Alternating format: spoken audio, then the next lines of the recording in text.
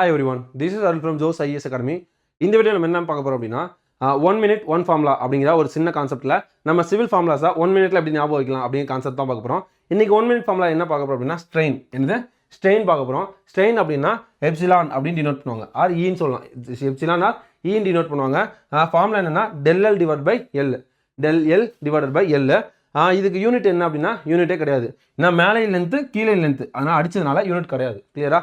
del n என்ன அப்படின்னா change in length in terms of mm or metre or centimetre anything else. Okay, அடுத்து L அப்படிங்கிறது original length அப்படிங்கிறது mm or centimetre or metre இதனால இருக்கலாம். Okay, அப்போ overall unit வந்து நமக்கு கிடையாது.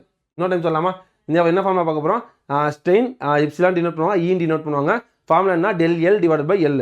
del L அப்படிங்கிறது சேஞ்ச் இன் லென்த், எல் அப்படிங்கிறது ஒரிஜினல் லென்த். ரெண்டுக்குமே யூனிட் என்ன?